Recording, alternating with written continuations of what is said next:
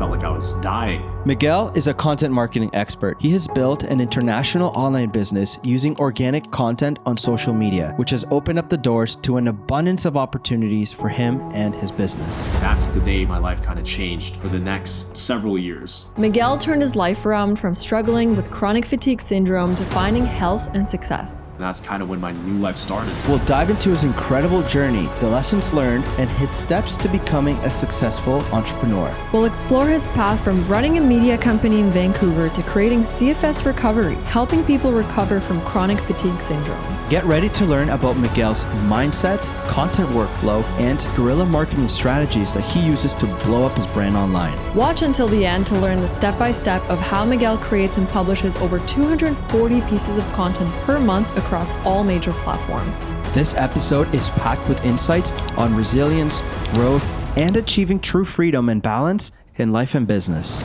Welcome back to the Content Era. My name is Sebastian. And I'm Jasmina. And this is a podcast by creative entrepreneurs for creative entrepreneurs. And today we have the pleasure of talking with Miguel Bautista. Welcome, Miguel.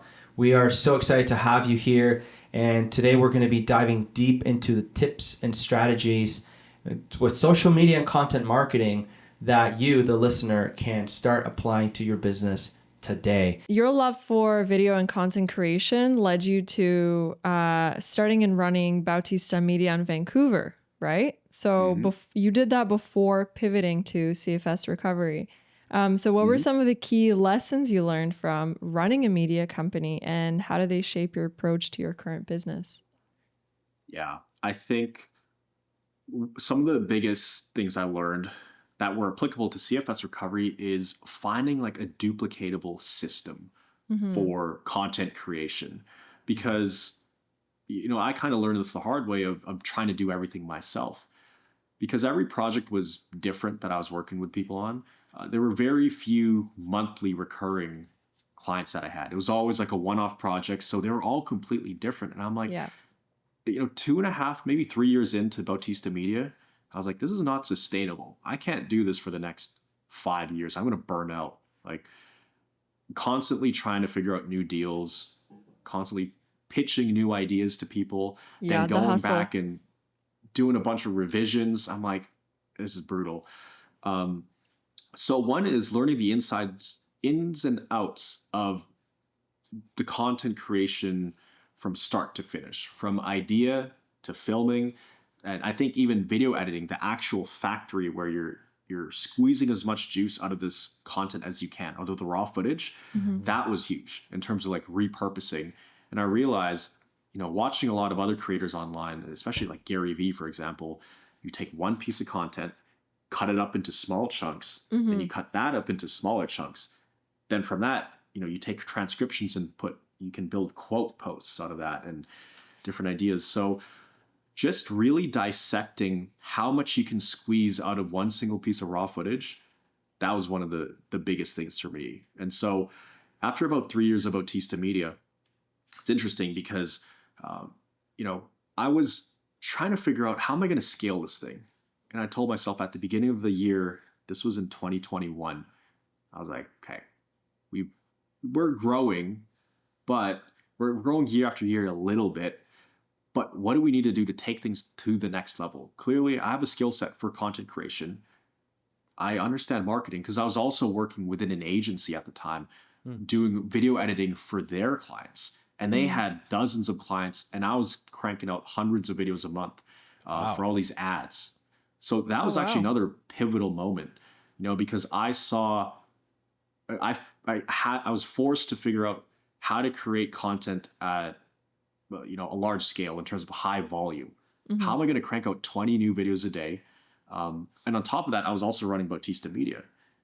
But with that agency, I was seeing how they helped their clients scale and build up their offers, how to even build a landing page, how email sequences work. So I was like the most quiet one in that office in the beginning.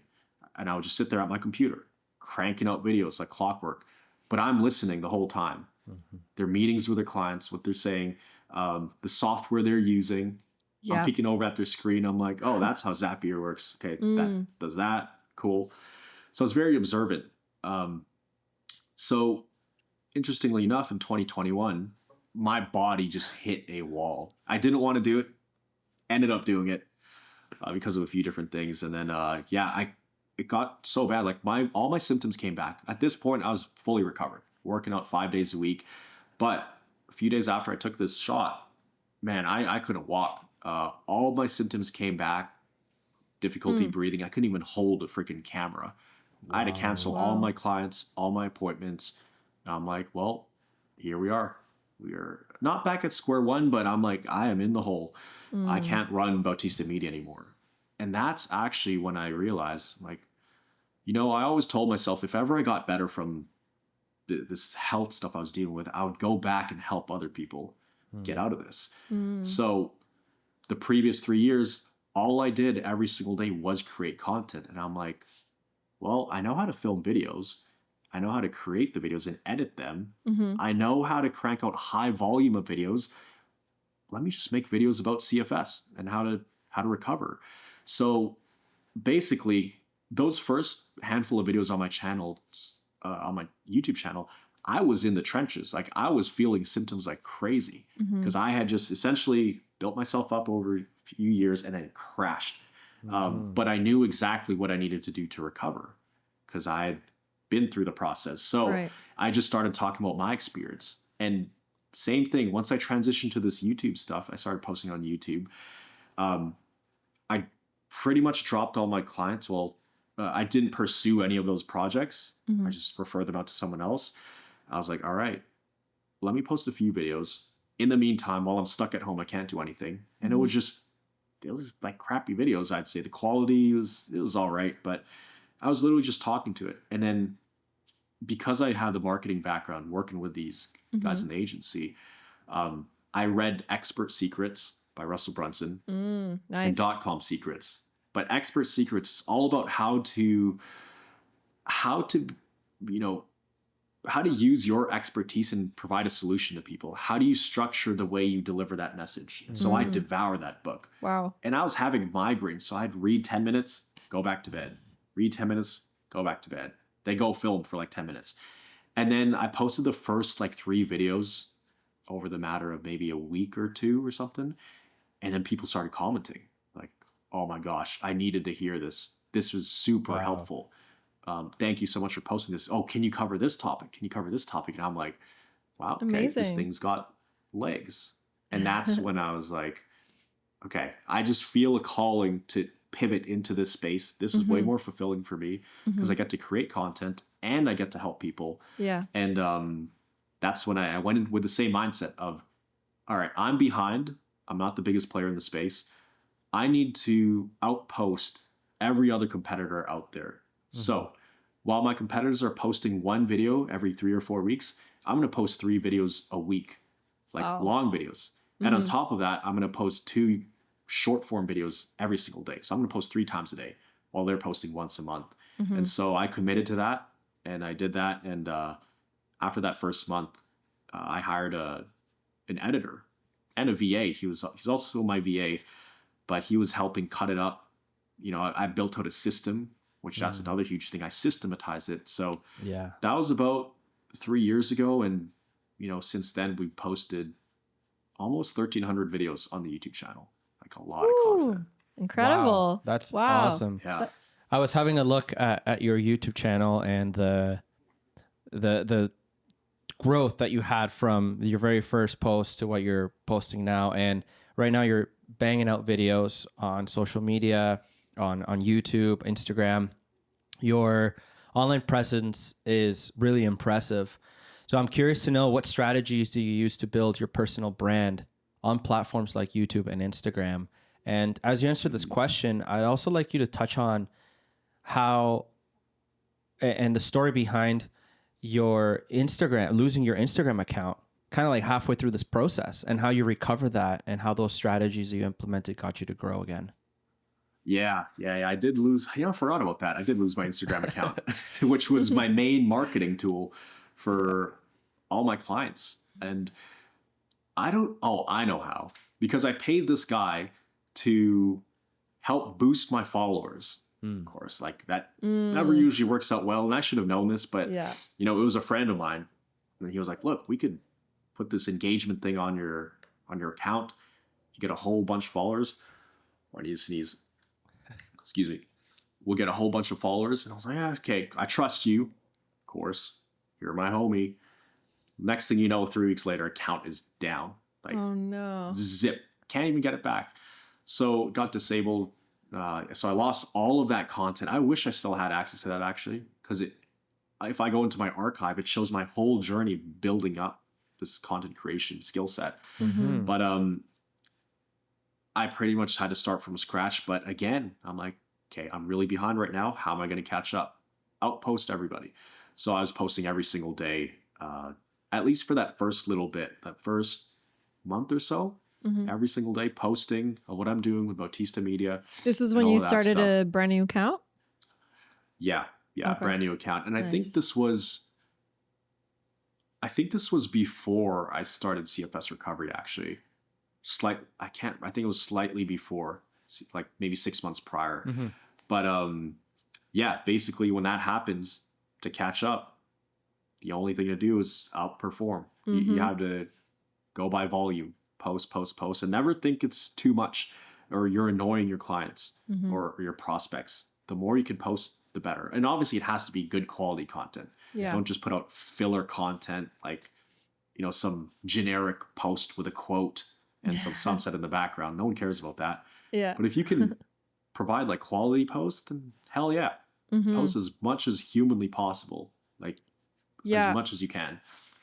Well, that's something that like a lot of people know in theory, but when it comes to application, they're like, wait, how do I actually do this without, A, burning out, and 2, like putting out quality content, like you said, on top of juggling their like busy lives, work, business, social life, family life, all the stuff. So managing a high volume of content, is really important. And you clearly knew that from the start. So can you share a little bit about your content creation workflow and how you make sure, to stay consistent and keep posting quality content? Yeah, absolutely. So when it comes to the content creation system, I think it really helps to, at least for me, because I understood every single thing about the editing process. Everything from like keyframing to adding a certain effect to color grading, even this bit of saturation to masking, like every single thing I knew inside and out. So what I had to do initially, I really had to write down, okay, as I'm editing this video and I'm repurposing it, what are the exact steps that I'm doing? And how do we make it so that I can give those steps to somebody else and it's foolproof, that they would be able to recreate what I'm doing right now, and they could just run with it. So at first you kind of have to document what you're doing, Right. Because then you can start to figure out, okay, well, this is step 1, this is step 2, this is step 3. And I think as content creators, it starts off with us doing everything, which makes sense. We're the ones reaching out to clients, running our social media, posting, filming, editing, revising, collecting payments, setting up the payment processor, processing refunds, negotiating. Yeah. You're literally wearing all hats. The whole lot. Yeah. And at that point, I say I had a video production company, but for the longest time, I was the only person in the company. So I was really just a glorified employee, right? So I think a lot of us were like that. But you have to realize, as long as you're in the trenches and you are required to do these things, you are going to be the bottleneck to your scalability. You can only make so many videos, no matter how good of an editor you are. Like I had 2 49-inch monitor screens. I had, a pretty spec'd out computer. I even had all these cool buttons to streamline my editing, like a Stream Deck, a Contour Shuttle Pro. It's like 25 programmable buttons. So I'm just like punching buttons and stuff is happening on the timeline. I can just picture it. Yeah, it's like magic. But even then, I hit my max capacity. So I really had to look at, okay, what am I doing? Because to me, it's normal. It's like second nature. I don't even have to think. Put this here, click this, add this music, get this type of music, upload here, blah, blah, blah. You have this, document it. Because to somebody else, that is alien language. To you, it's common sense. Yeah. So Once you document it, then you really got to put in a system to make it step by step, give it to somebody else, have them try to run it. And as they try to run it, they're going to be poking holes through it because they're going to be like, hey, this is unclear, or hey, I did this isn't working. So you have to constantly refine the process. Right. So at first it's documenting it, building a step-by-step process, and then you give it to somebody else. As they poke holes in it, you have to refine that process. And then once it's pretty refined, you want to put it into some kind of project management system. We use Asana. You could use Monday.com or Notion, things like, or Trello. But you want to imagine this kind of like a factory line. Yeah. The more you can make it predictable and systematized and duplicatable, the better. You want it so that, okay, this is step one. It works like this every single time. This is step two, every single time. As little room for error as possible. And you imagine it like a factory floor, right? Different stages of the content creation process is like different machines. There's a very specific task that it does, but it works like clockwork. And the more you can automate that, back then we didn't have AI, we didn't have ChatGPT. You had to add, we had to add subtitles manually on videos. You remember those days? Oh yeah. You had to look at the sound waves and line it up. Oh man, now you can do it in one click of a button. So you want to make it as efficient as possible, but basically break it down into steps. And basically the content moves along this assembly line. When it first comes in, it's just completely raw footage. By the time it comes out, you want it polished, looking good, optimized for your audience, and pretty much ready to post. And then there's like the content creation side of things, but then there's also the distribution side of things. Yeah. And that's where you could get something like a V8. And that's what a lot of people miss out on. Like, if you're a content creator, I'm sure there's people, like there have been times where you deliver the videos or a package of videos, and then it just sits there in the Google Drive for the next 6 months. They don't even use it. So it's like, how do you implement that? And if you're building your own brand, you want to have both sides. There's the content creation side, but then the distribution. With distribution, you could get super creative. There's so many platforms you could post on, and we just blasted it out on all these different platforms. And there's another thing that comes with it. It's like, okay, well, you have the video. Well, what does the description say? Like, do you have hashtags? But that's where you can use stuff like ChatGPT for that part.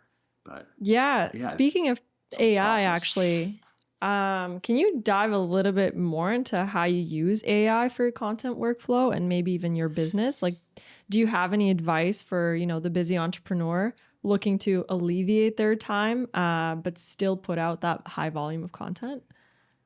100%. And this is the ultimate hack. I shouldn't even be sharing this with you guys, but I will share it. Feels illegal to share. Sorry. Go ahead. It's too good to be true. And honestly, like when you guys start using the software, it almost feels like cheating. But Descript is an insane software that is our secret weapon to be able to produce this much content. If we didn't have this tool, we'd need at least 3 other editors, probably almost full time. But we get all of this done with a very small team. We run efficient. But Descript, man, there's so many things it could do. But basically, you upload the raw footage into there or any video into there. A lot of talking headshots. So this is great for interviews, speaking headshots, things like that. All of my content is just me talking straight into a camera. And so you upload it there. It transcribes everything you say, and it looks kind of like a Google document. Yeah. So that's step one. Upload it. Then you could click a button.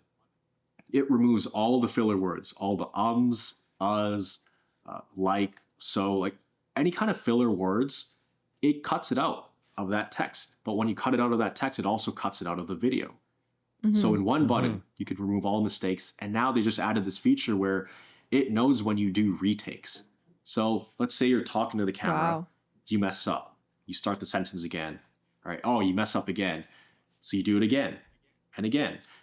And the AI knows which one of those takes is the best. So you could have 4 takes. The first 2 were screw ups. The last 2 were like, okay, it'll choose the best of those takes and remove all the other ones automatically with one click. And so now we just pretty much upload the video into Descript. It transcribes it. We click that button, removes all mistakes, only keeps the best takes.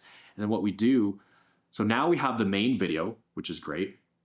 We take that, upload the transcript to ChatGPT, and we already created a ChatGPT bot. I think it's called a GPT. So now it knows the whole transcript. Now it knows where to add B-roll. So it's going to add B-roll, descriptions of B-roll, right? It's like add B-roll, this part. It knows what text calls to add. So which sentences to highlight or emphasize. And also any like pop-up images. So video, text, and images, it knows where to add it. So now they take that in ChatGPT, they go back to the transcript, add some notes in there, and then they export the project file into the video editing software, and then they could easily just plug in those pop-ups at those specific times in the video. So there's that, but that's also incredible. Yeah, also repurposing.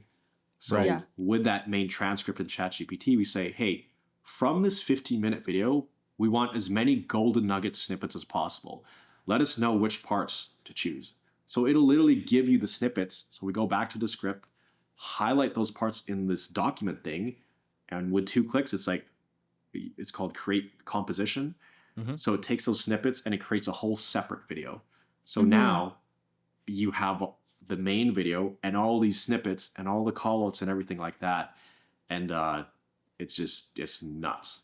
Wow. That's amazing. crazy. I've played with Descript a little bit, just the free version, and I definitely saw a big potential, but we haven't quite adopted it. Maybe this is a sign. Yeah, I'm actually it's curious insane. to get a bit deeper into that workflow then. So you shoot something with your camera. Do you shoot it in S-Log or Cine, or do you shoot standard? Just standard. Yeah. Standard. And So- because I know how to set up the color balance well, usually I just hand it over to the team. They don't really need to make any changes unless the camera's crooked or, they rotate it, but that's about Okay. it. And then audio, you're always hooked up with a solid microphone, so you always have crispy audio.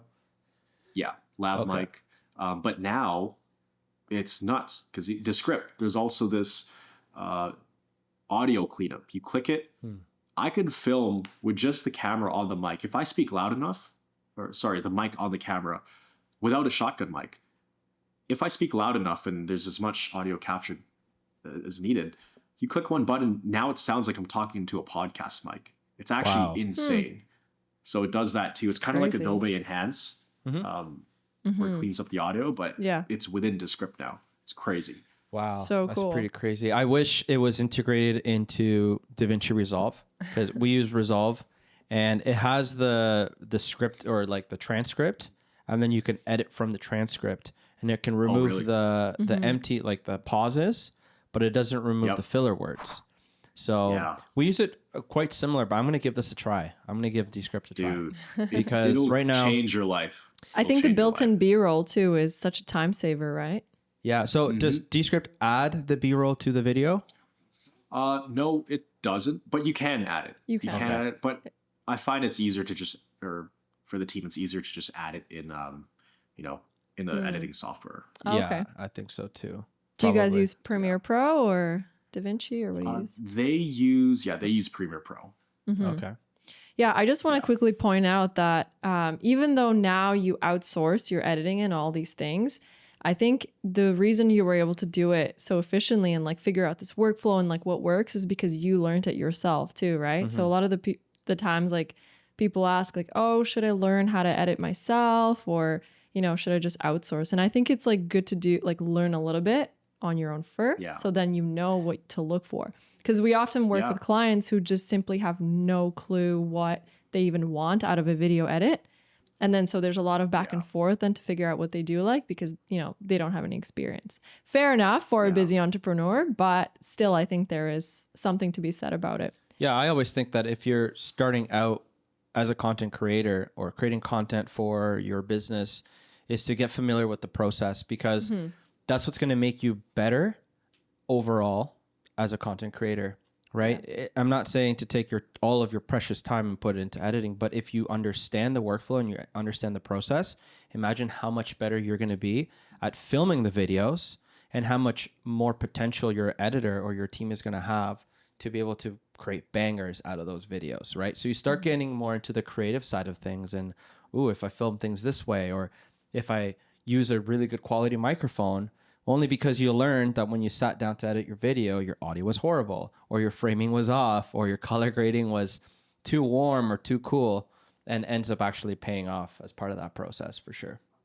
Oh yeah. And well, one of the best ways to learn, actually, if it's content creators watching this, is overcommit and over deliver. The amount of times I didn't know how to film something or create something, and I offered to do it for them for free. I was like, hey, I've never done this before. Or no, I don't think I even said that. I think I said, yeah, no, this is great. We could definitely do it. I'll just give you a huge discount, or I'll offer it to them for free. Meanwhile, I have no idea how to achieve this effect or achieve the desired result, but I'll go figure it out. And those are the times where I stayed up till 3, 4 a.m. And forced myself to learn how to do it. Like, I learned Photoshop in about a week. And the only reason I learned that is because I also had a fitness clothing company coming out of the hospital. Right. I had a partner, and he was like, all right, we're going to throw a big launch party. I'm going to work on a deal with this club, and we need posters everywhere, stand-up posters, big banners, all that stuff. You need to design it because we can't pay somebody. I'm like, all right, sure, let's do it. So he gets like 200 people to commit to this thing, show up. He's got donations and vendors. Meanwhile, we're like 2 weeks out, and he's like, yeah, we need these banners. I'm like, okay, all right, well, let me YouTube this. So I download a bootleg version of Photoshop. No, I won't say that. Somebody lent me their Photoshop, and I was YouTubing. I didn't even know what a layer was, like how to layer things in Photoshop. Yeah. I didn't even know that, right? But within that week, I had like 100 layers in one project file because I had to create this banner like the size of this whole freaking wall, and my laptop it couldn't even keep up with the file size. But it forced me to learn. So a lot of times you're going to have the largest learning growth curves when you commit to these things that you're just not sure how to do. But once you commit to it, well, now it's your reputation on the line. So you better figure that out. So those are the times that force you to level up as a creator. Yeah, so true. All right. I wanted to ask a follow-up question on the content workflow in case you have any more tricks up your sleeve. A lot of people find, or a lot of content creators find, the scripting aspect of videos kind of tough because, not everyone's a professional copywriter and whatever it is. So how do you go about that process? Do you usually just talk off the cuff? Do you read a script word by word? Do you just kind of like jot down some points and then kind of talk off the points? Or do you have a tool that you can recommend that helps with that? Yeah. For my content specifically, I don't have a script.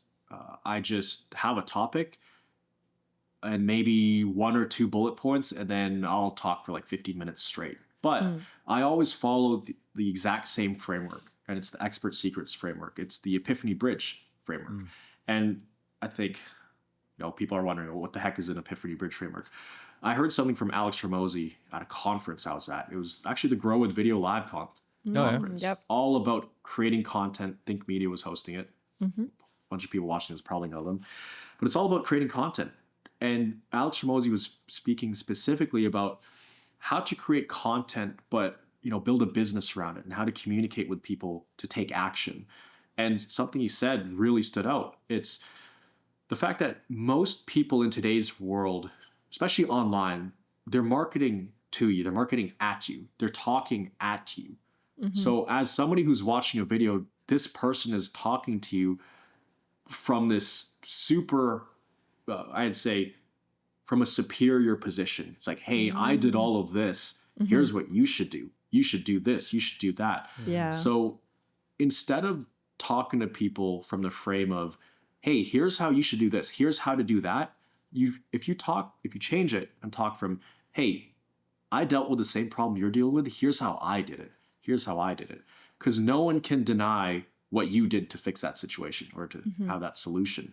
So people just trust you way more with that. And I think that's more powerful than having like a step-by-step, script talking at somebody, but there's ways you could tie that frame into some kind of script. But for me, because what I cover is, there's a lot of gray area. There is no exact step-by-step, hey, do this, do that, do that. In technology, that might be the case, but if you can tie in your own personal story into the teachings or into the education, that is so much more powerful. And that's what's going to build people's affinity with your brand. Because now they're not just attached to the information that you're providing, they're attached to you and the information you're providing. And your story. Exactly. They could Google that information. So exactly. Why are they going to keep coming back to your channel? Why are they going to keep coming back to you? It's because they like you as a person, because you've tied in your stories into the education. So that's the way I look at it. Huss talked about this during the last podcast that we released, and he was saying how a lot of people think that a brand is what people think about you, but really a brand are the emotions and it's what how they feel about you. Yeah, exactly. So when people get to know you and get to know your story and they feel understood, right? Empathy is one of the strongest things that you can leverage when it comes to marketing, is understanding your customer. If you understand exactly where they're at and you can communicate that through your own journey, then they have that trust because they know you are where I am. You were where I am. You've overcome that. And now I trust you to hold my hand and cross the bridge alongside me to, Heaven Island, or that dream outcome that they want. And that's really well said, what you're saying. Yeah. Really well and I put. think that's why it's so important to dive into the trenches. If you're a content creator and you're selling content creation services, well, you better damn be creating your own content, because I had a lot of friends who they'll sell content creation services and be like, hey, you got to post every day. And I look at their account. I'm like, when's the last time you posted? It was like 2 months ago. What is this? So you're practice not what you following preach. the advice that you're telling your clients. So the best way to really, I think, communicate with clients, it will naturally be really good communication, and you'll have that connection if you've actually done it and you're doing what you're telling them to do. Of course. And it's just, they can sense that too. Like they can sense when you're real about it, and you really know what you're talking about. Because if you've actually done it yourself, you don't, a lot of times you don't even really need a script. Maybe for an outline if there's very specific stuff, but if you know it off by heart, man, yeah, if you're a true expert, you should know what you're talking I know, about. like when we started off, when we started the social media marketing, content marketing agency, we were kind of at that point. I was reaching out to a lot of people and saying, hey, like, I'm offering a free coaching session. And then I got some feedback from a couple people, from one guy in particular being like, how could you be offering people coaching if you have, at the time we had like 700 followers, you have 700 followers. And I was like, well, I understand where that point's coming from, but look at my content, right? Like I may have 700 followers, but behind the scenes, not in the public eye, we've shot for Fortune 500 companies. We've, worked with some of the biggest brands in the world that almost every human being uses. And it just wasn't being communicated.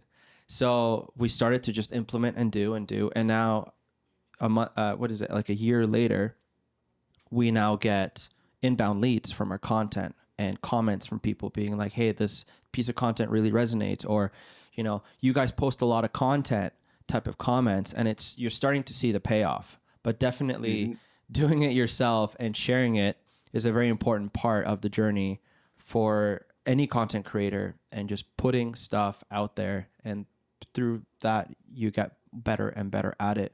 And this ties in really well to the next question I have for you about marketing and effective marketing strategies.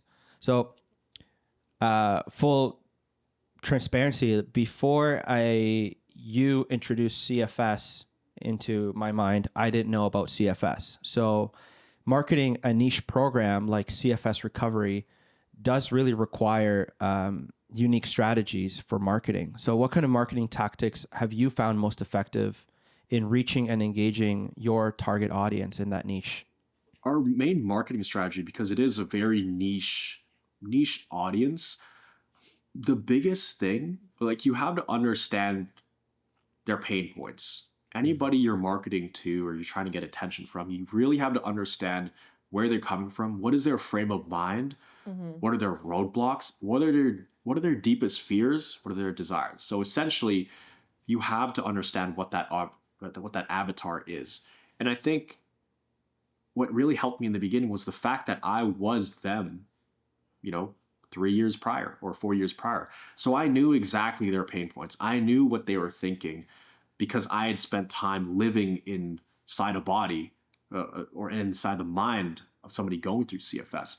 So in a sense, I was just sharing my experiences and the problems I was dealing with. But a lot of people, well, most people, they stuck around because everything I was saying, they saw it in themselves. And I'm basically saying out loud the conversation they're having in their head. So the more you understand your audience, the more you can communicate that. And I think it was Jay Abraham, don't quote me on that, I think he said this, but if you can speak out loud the conversation that your prospect is having in their head, the better you can speak it out loud, the more they're going to be attached to you, and the more they're going to trust you, and the better marketer you become. That's so powerful. Right? If you think about some of the best marketing pages you've been on, because you guys have probably seen different funnels and products, you notice the best copy, it's not the most professionally written ones. Sometimes they even sound pretty slang. But the reason it's so powerful is because you're thinking like, wait a minute, that stuff I would say, that stuff I tell myself in my head. Exactly. Like, just the way they're saying it, it's really human. And, that's one of the things that really has been working for us is just being fully transparent. A lot of times I'm just sharing my own thoughts, really sharing the pain points. Like, I meet them where they're at, and I really try to go into the trenches with them, with the problems they're dealing with. Because if I just came by and offered a solution, that's kind of like me yelling into the trenches. I'm standing above the trench, they're in the trench, Right. Yeah. and I'm yelling at them, hey guys, do this and this and this and that. Versus me climbing down into the trench, describing their situation, exactly what they feel, what they're going through every day. So that, in a way, that's like me going down into the trenches with them, saying, I understand, I've been here. And when you describe it so well and so detailed that they realize there's no way this person is faking it, because they wouldn't understand my pain points unless they've been there, because the way they're describing it is spot on. Then they trust you because they're like, okay, this person cannot be faking this. Miguel was actually sick with CFS. He was actually hospitalized. Yeah. I mean, there's pictures and videos of it. And the way he's describing it, there's no normal person knows this. All right. Well, if he's been through this and clearly he's better now, then he knows what he's talking about. So I meet them where they're at. I describe their pain points, their struggles. And then once I kind of build that trust with them, then only then I offer them a potential solution. And I don't even say, hey guys, this is the only way to do it. This is the only ladder you have to get out of this trench. If you don't do this, then you're stuck here forever. I just say, here's the ladder I used, and here's how I climbed up it. You can use the same ladder, or you could just figure it out on your own. It's up to you. Right. But I leave it open-ended as well. So it's not forceful. It's like, hey, you just came across my content. We would cross paths. I dealt with the same thing you're dealing with. Clearly you're trying to fix this problem. Here's what I did to get better. It worked for me. It's working for hundreds of other people. So, we have a solution. Feel free to use the solution if you want, or watch the free videos. Or, if it doesn't resonate with you, just do it on your own. So I'm very transparent like that. And I think people appreciate that. Yeah, I love that. I'm sure they do appreciate it. Yeah, it's very authentic in that too. Yeah. Like, you're sharing your personal experience, you're connecting with them, and you're just have an open invitation to see if they'd like to join you or find something else that'll work for them. But the key is, if they're there trying to look for a solution, that at least that they do something, and the value that you provide them in the video is a step closer to them solving that problem too. Yeah. Yeah. And that's another pain point I understood, is that because I've been in their shoes, I know what it's like to spend so much money and energy and time on different solutions that didn't work. So in their mind, I'm just another person coming along trying to sell them snake oil, right? I'm Right. one other of the hundreds of other solutions they've tried, saying they could get this person better, saying, oh, you tried everything else except this one thing. We have the solution. They're seeing some guy in his 20s saying he could do something that doctors and whole medical teams couldn't do for them. So, of course, they're going to feel like, okay, this obviously is too good to be true. This doesn't make sense. This one kid figured this out that my 60-year-old doctor with his whole team couldn't do. Yeah. So there's going to be doubts. And I understand that. That's why, you know, I can't force anybody to join any of our programs. In fact, I tell them, don't join if you don't want to. Like, unless you're 100% certain you want to do this, because it'll only work if you're 100% committed. If you're not, just watch the free videos. I have 1,200 free videos. Like, Wow. we'll be okay if you don't join. It's fine. The most important thing is that you figure out what works for you. Try the free stuff. If it works and you feel like you need more help, then take the next step. But I'm just straight up with them, because I also don't want people to dig themselves deeper into a financial hole, because I've been there. It's just super stressful. They're not going to get better if they're 1 foot in, 1 foot out, and they're also paying money for a program, because it's not going to work anyways. We're going to refund them anyways, but it's just a hassle for everybody. So I'm just straight up with them, and I would hate for somebody to feel like to put me in the same category as all these other people who kind of just took their money, promised them the world, and just disappeared. So Totally. I'm very transparent with that. Yeah, it's very important to build that trust in this day and age. They say that we're in, like, I don't know, trust recession, if you will. Yes, 100%. Right?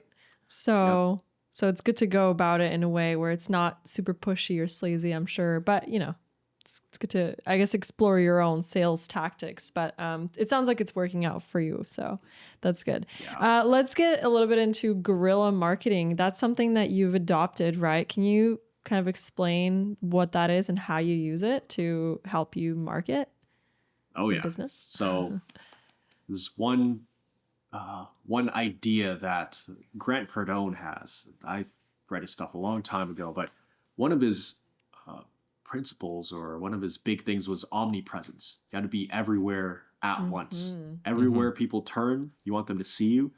You know, for him, it was quite extreme. It's like, if they're in the supermarket, you want them to see you. If they're in the car, you want them to hear you. If they're driving on the highway, you want them to see you. So now we live in a digital world where people aren't spending as much time outside as they used to. They're spending time in digital real estate on Instagram, Facebook, YouTube, TikTok, Twitter, or X.com, Rumble.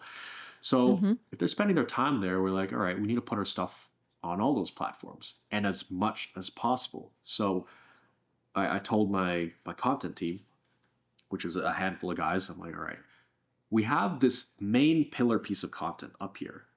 We're going to repurpose it. We're going to make little chunks of it. Right now, from those little chunks, and actually all the content, we're going to basically multiply our efforts by posting it to multiple platforms. Because, for example, on YouTube, we'll post maybe 40 videos a month on our YouTube channel. That's including long form video and short form videos. So if you think about it, that's 40 pieces of content going out on YouTube. Well, if you do that on Instagram, well, that's another 40. So you just doubled your output. And if you start kind of redirecting the traffic from YouTube to Instagram and Instagram to YouTube, you start to build this ecosystem where your audience is consuming your content no matter where they go.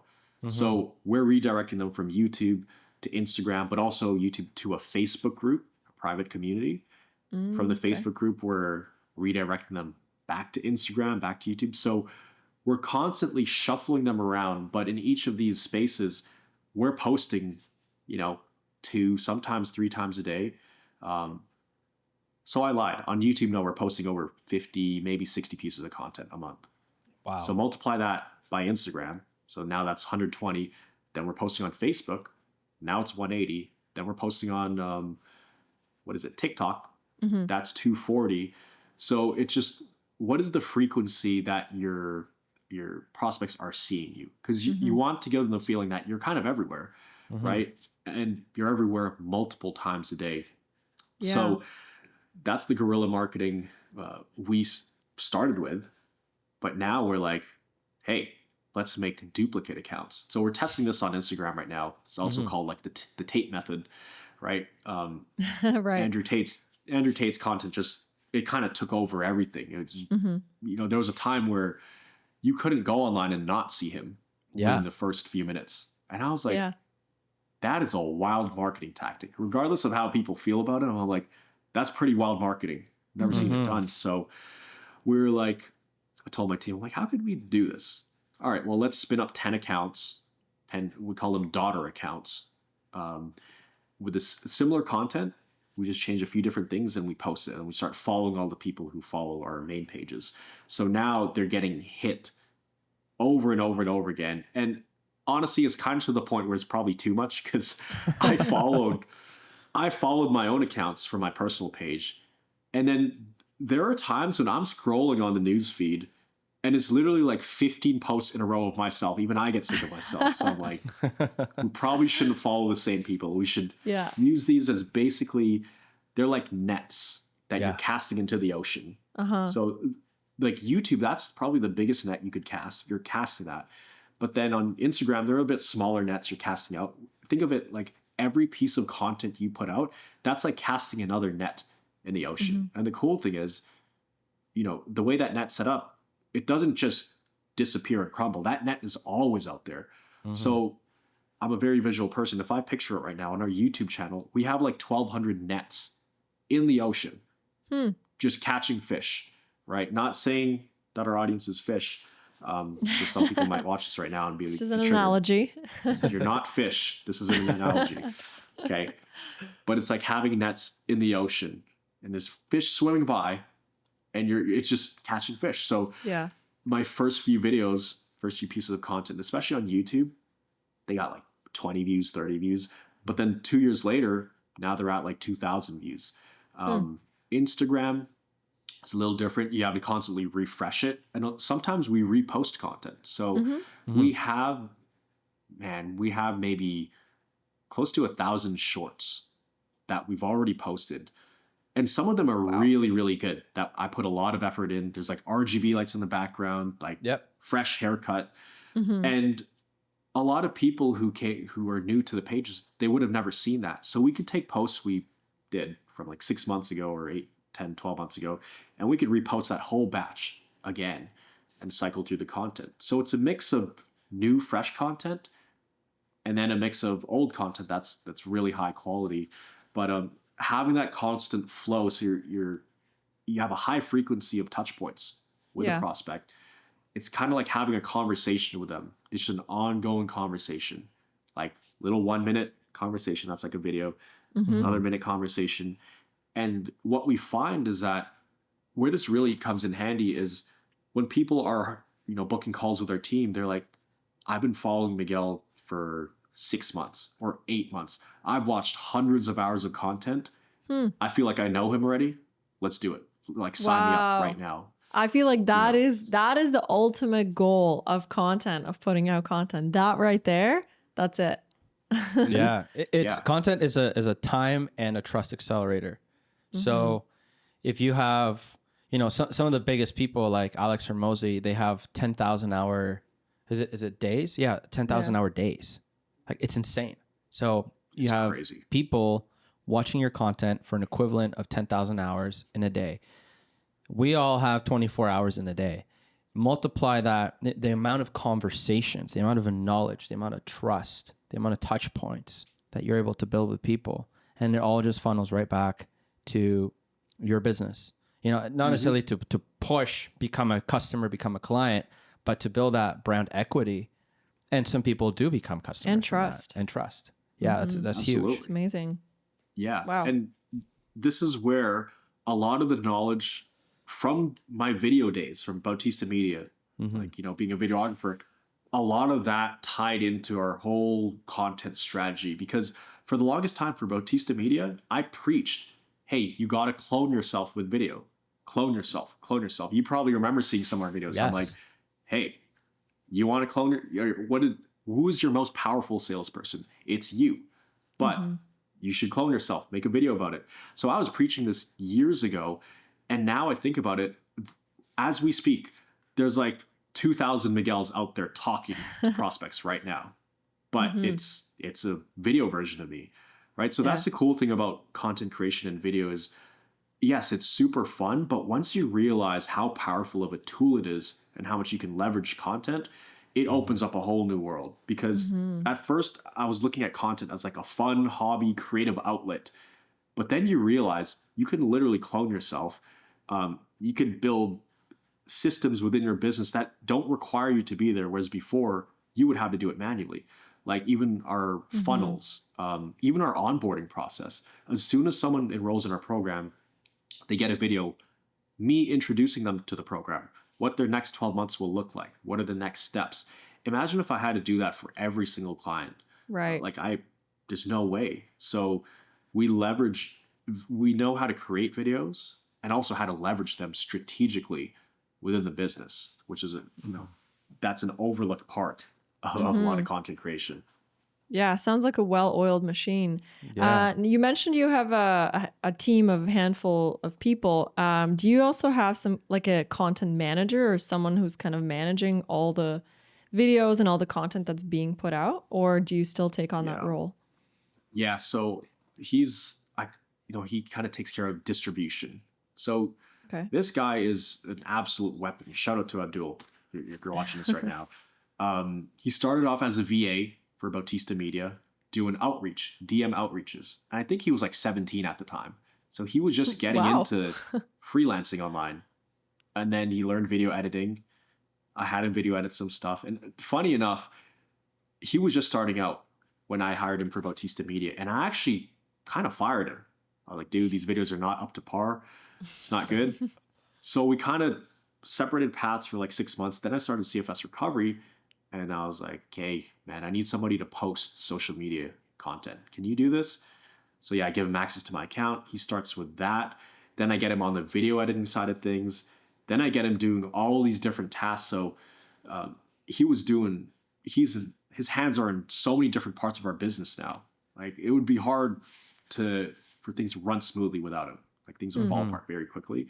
But then he started building a team under him, so he takes care of all the content creation, all the content repurposing, all the distribution, posting on these different platforms, and a whole bunch of stuff on the client fulfillment side of things with the operation stuff.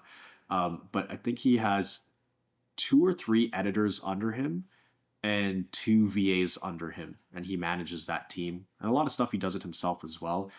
And the cool thing is, once you put someone in that position, and they started at the bottom and they built it from the ground up. They started with literally writing out the post manually, scheduling stuff manually, editing themselves.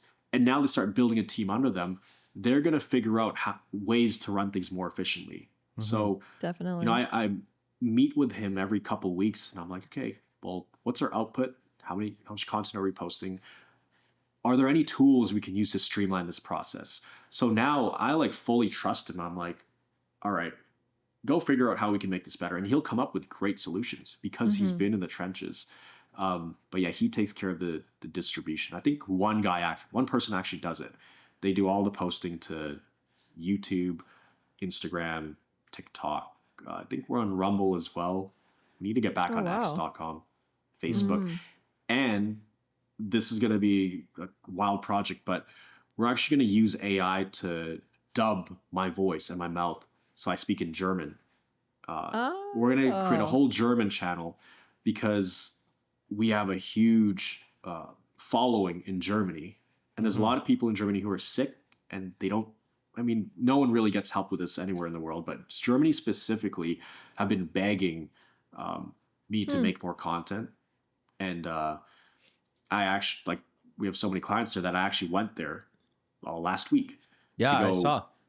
Yeah, a whole bunch of different cities. I did a whole tour and met a bunch of our clients who recovered. And they're like, please, you need to make a German version. So we're going to use HeyGen, actually, to transcribe and make me speak German and make my mouth speak German. and Yeah, everything's going to be in it's German.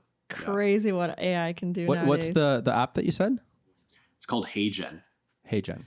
So Miguel, you clearly understand the value of a community, and a community is a very essential part for any brand. So can you dive into how you have fostered a strong community around CFS, and what role does community play in your overall marketing strategy? hmm Yeah, community plays one of the biggest roles, one of the biggest reasons we are where we're at today. I'd say it's one of the top two things. Number one is the hands-on help we provide to clients and everybody who comes and works with us. But number two, it is that community, and specifically, it's a solution-focused community because there's not a lot of solution-focused communities online out there, at least Mm-hmm. that I've seen specifically for CFS or long COVID or these kind of things that we work with. So when I think back to my experience with this, you just feel super isolated. You know, the doctors don't understand what's going on. Family doesn't understand what's going on. Brands have no idea. I mean, sometimes people look at you like you're crazy. So you feel very isolated. Community is Mm-hmm. important, I think, for almost any business, but specifically with CFS, it's one of the biggest things. And so I understood that when I set out to build this community, one of the main focuses was creating something that was different from everybody else and something that was very clearly solution focused. So I think it starts with creating that expectation from the get go, creating that frame that people come into that, hey, this is not a place to vent. This is not a place to talk about how difficult life is and Mm-hmm. all the hardships you're going through. We understand because we are there. Like we understand what you're going through, right? So you don't need to remind us how bad it is. We already know we're here for a solution. Mm-hmm. And that's Yep. that's what we're gonna do. And so when people come in with that frame of mind, you start to build a culture that kind of ends up taking on a life of its own. It starts with just a few people who join the community. And what you're doing is essentially in a lot of your content, especially for us in the beginning, we would direct people to a free Facebook group. Be Mm-hmm. like, hey, you want to get more access to Miguel?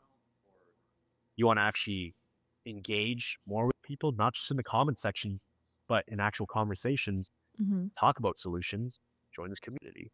So as people started trickling in, it starts to take on a life of its own and it starts to build its own unique culture as long as you're very clear on what those values are of the group. So for us, it's like solution focused. We're here to help each other. We're here because we all know that you can recover from this. Despite what Google says and what Forum says, we're here because we know there's a whole nother life after you recover. And that's the mindset Mm-hmm. we're going into this. Mm-hmm. And if that's not your mindset, that this isn't the place for you. So everybody has a clear understanding of their mind going into the community, but also what the ultimate goal is when you work your way from down here all the way to up here. So the Mm-hmm. community is kind of like the vehicle that people hop into that can help to speed up their process to achieve that desired result. And so it's really cool because like I said, eventually starts to take on a life of its own. It starts off with a few people, then 10, then 20, then 30, but eventually it starts to get its own personality. And you can actually step back and watch this community become self-sustaining. Yeah. In the beginning, you do want to stimulate engagement by, doing calls to action. Like, for example, when I first started the group, I was thinking, hey, all these people are shy. It's kind of like walking into a big room, not knowing anybody. It's just a bunch of strangers. So, of course, for most people, they're going to be a little more quiet, more reserved. How do we get that person to open up and start talking, Mm-hmm. engaging with other people, get that conversation going?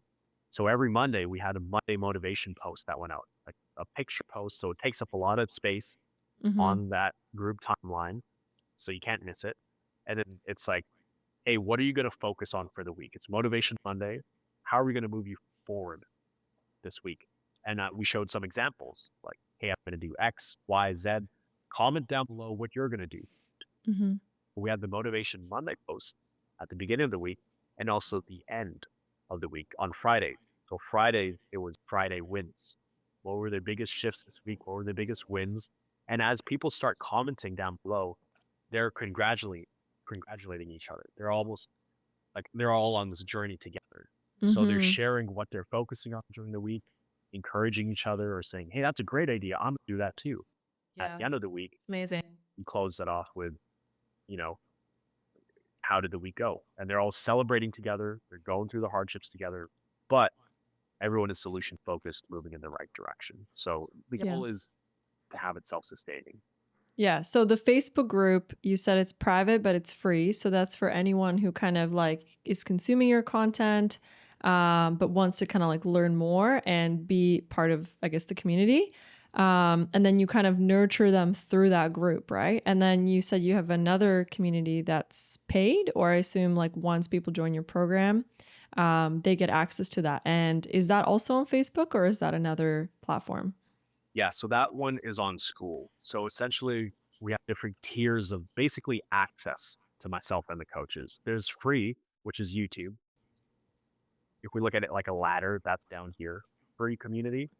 And then there's a private free community, which is a Facebook group. And then there's private paid communities over here. So this is like the higher tier. And within that community, there's like different sections based on which program they're in. But we have different programs and we all put them in the same community. Because at the end of Mm-hmm. the day, the Okay. ultimate goal is the same.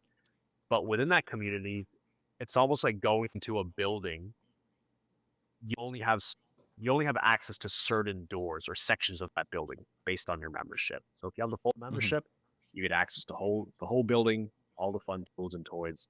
Um, but yeah, we are on school for our paid communities just because it runs way smoother than anything else we've tried. We've tried Facebook, Mm-hmm. Discord, Yeah. Circle. School is just simple, cheap, it's the easiest way to Yeah. go. Least amount of distractions. Yeah, exactly. Facebook, you got the marketplace button right there. You got people messaging you, notifications popping up. So their mind is scattered and it's usually in like a Google tab or on a computer. So Mm-hmm. who knows what other tabs they have open? They're probably listening to a podcast or YouTube, buying stuff on Amazon.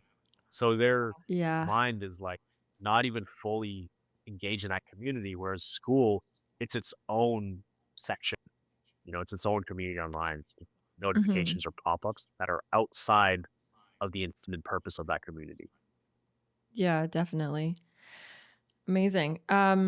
So we touched a little bit about or on the importance of storytelling.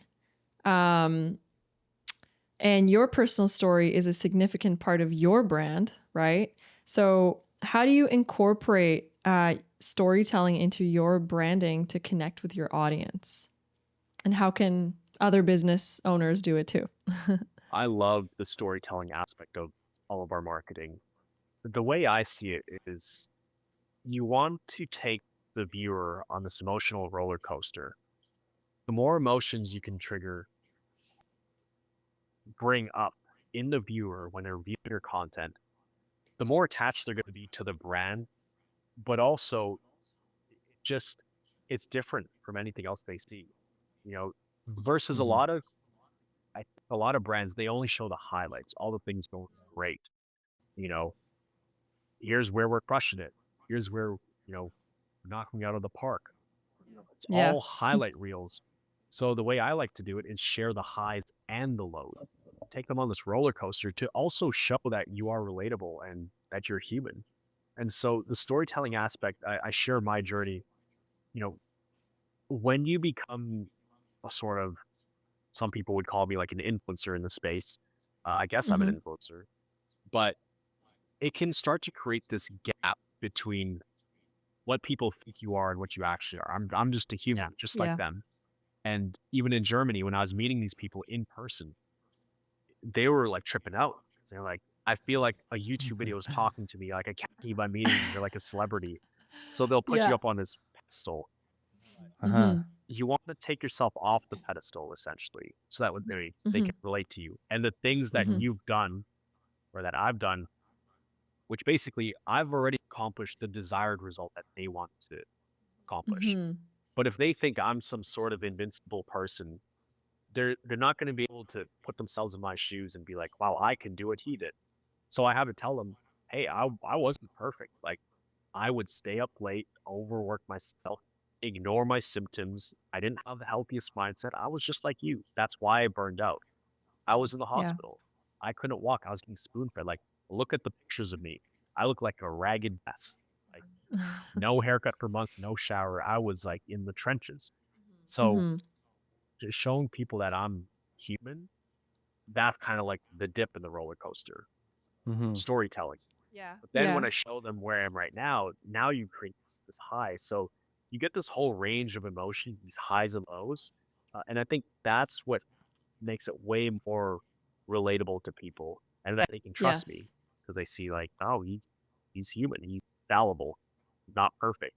And I'm not perfect. So he's just Mm-hmm. like me. So I have to meet them where they're at, really. But I love it. Yeah. Yeah. Sharing the videos and um, the music as well to kind of emphasize those emotions. I love that stuff. It takes me back to my content creation days. Yeah. Yeah. Yeah. And that just goes to show that sharing your story has a lot of weight to it. Like a lot of business owners, maybe they're in industries that are, I don't know, maybe more techie or let's say like even real estate or something. We work with a lot of realtors. They don't initially see the point, or they may not see the point in sharing their story because they're like, well, why would anyone care about me? I mean, they just want to buy a house or sell a house or whatever it may be. So, what would you say to those people that like what is the point? I mean, you kind of just touched on it, but do you think that there's a point in no matter what industry you're in, like just telling your story and like how it can be relatable and also like you said, showing the highs but also the lows? Yeah. Well, I can't speak for every industry, but what I can say is that I can't see how it would hurt a brand to add more of a human element to it. I'm thinking Mm-hmm. of a brand right now. One of the last projects I worked with, or they were stuff, they were a kitchen counter manufacturer. So Yeah. like, okay, well, how do you add in a human element to that? Yeah. Right? Mm-hmm. Well, maybe you can share stories of, okay, the founder of this company, maybe he spent a lot of time in the kitchen or eating dinner with his family at the Hmm. kitchen table. And that was one of those elements that he really remembered, and it reminded him of the good times with his family, which is why he loves kitchen counters so much. Yeah. You'd have to be creative and put your own spin on it. But I think Yeah. Yeah. Yeah. the more you can bring in the human element to it and that almost, what do you call it? It's that sentimental factor Yeah. and emotion into it, Hmm. better because humans operate on emotions and they're going to just, whatever you say, it's going to stick longer and it's going to hit harder if you tie in some emotion to it. Absolutely. It's not the best product that sells, but the best story that sells, right? Absolutely. Or the story behind the product. Mm-hmm. There's a million different counters online or kitchen counters. Why would they buy from you? Obviously, there's quality, Hmm. but also there's a lot of really good high quality brands. Well, then, okay, what's the price? Okay, there's a lot of good price products. What is the thing that makes you different from others? And this is something you may have to sit down and open up the whiteboard and brainstorm. Yeah. If you can do that, you're going to have an edge that most other people don't have because they don't take the time to tie in those emotions into their marketing. Exactly. And also goes back to the trust building. People will trust a person, a real human, over like a corporate brand, I think, any day, right? Yeah, and some corporate brands like they aim to humanize Hmm. the brand. So you always kind of see brand representatives, or that's why influencer Hmm. or affiliate. Sorry, that's why influencer marketing is so valuable for these corporate brands because they need to bring in the human element. So by giving their product or service out to micro and macro influencers, then they're re-adding that human element, right? Of someone's real experience using their product or service and then sharing that with other people. And that carries huge, huge value. Yeah, True. exactly. Emotions are, I mean, it's so important that engage with people's emotions, especially now. People are being bombarded with Mhm. millions of messages every single day. It's like, how do you stand out? Can't Right. even even all these other messages, they know emotions are important too.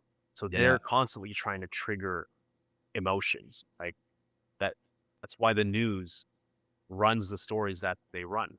Like you never see the news talking about, oh, it was a beautiful day today, and this person helped this young teenager help this old lady bring groceries to her car and helped her get home.